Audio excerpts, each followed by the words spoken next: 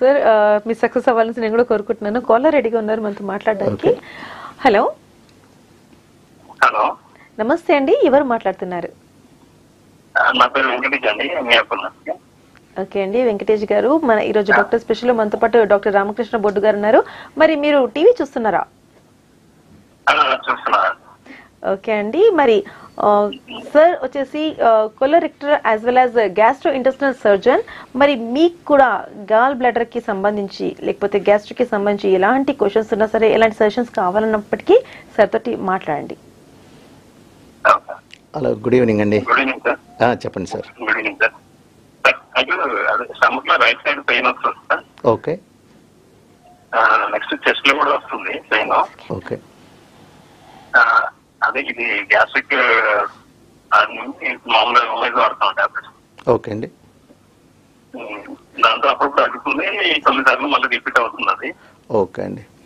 So మీరు చెప్పిన సిమ్టమ్స్ని బట్టి రఫ్గా ఏంటంటే మీకు ఏమన్నా ఫ్యాటీ ఫుడ్స్ కానీ లేకపోతే ఎక్కువ నూనె వస్తువులు తిన్నప్పుడు ఏమన్నా పెయిన్ ఎక్కువ అవుతుందా, అదొకటండి.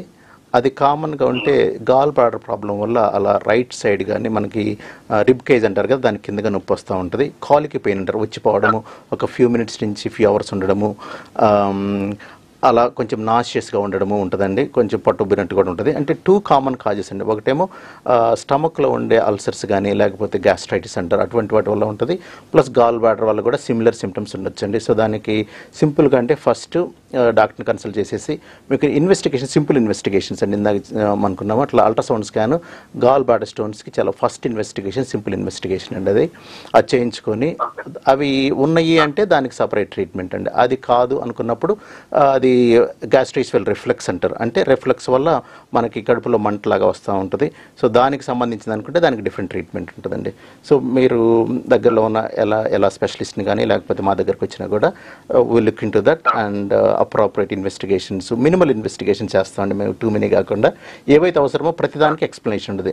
ప్రతిదానికి కూడా ఎవరైనా మా దగ్గరకు వచ్చినప్పుడు ఎలాంటి టెస్ట్ చేసినా కూడా మీకు పూర్తిగా సమాచారం ఉంటుంది.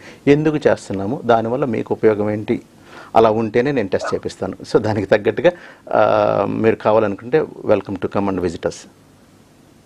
ఈ లోపు అయితే మాత్రం వీళ్ళంత వరకు కొంచెము కారము తక్కువ, స్పైసీనెస్ తక్కువ ఉండే, సాల్ట్ తక్కువ ఉండే ఫుడ్స్ తినండి. కొంచెము ఎక్కువ సాఫ్ట్ అంటే కొంచెము పాలు, మిల్క్ ప్రోడక్ట్స్ కానీ యోగట్టు కొంచెం అలాంటివి ఉండండి. అది ఏమన్నా గ్యాస్ట్రైటిస్ కానీ అలా ఉంటే, యాసిడ్ ఎక్కువ ఉంటే అది కొంచెం తక్కువ అవుతూ ఉంటుంది. అలా కాకుండా ఇంకా ఫుడ్ ఒకేసారి ఎక్కువ కాకుండా స్మాల్ క్వాంటిటీస్ మోర్ ఫ్రీక్వెంట్గా తినండి. పడుకోబోయే ముందు అన్నానికి అట్లీస్ట్ 2 to 3 hours గ్యాప్ ఉండాలండి. సో అప్పటికేంటంటే స్టమక్లో నుంచి కిందకి ఫుడ్ వెళ్ళిపోతూ ఉంటుంది. సో అందువల్ల మీకు రిఫ్లెక్స్ ప్రాబ్లం అని ఉంటే అది తక్కువ అయ్యే ఛాన్స్ ఉంటుంది. అది కాకుండా ఒకవేళ పడుకున్న తర్వాత నొప్పి ఎక్కువ వస్తుంది అంటే జనరల్గా అది రిఫ్లెక్స్ వల్ల అండి. ఒక 2-3 పిల్లోస్ పెట్టుకొని పడుకోండి. సో దానివల్ల సిమ్టమ్స్ చాలా వరకు తగ్గుతాయండి. థ్యాంక్ యూ సో మచ్ అండి వెంకటేష్ గారు, కాల్ చేసినందుకు. మరి మీకున్న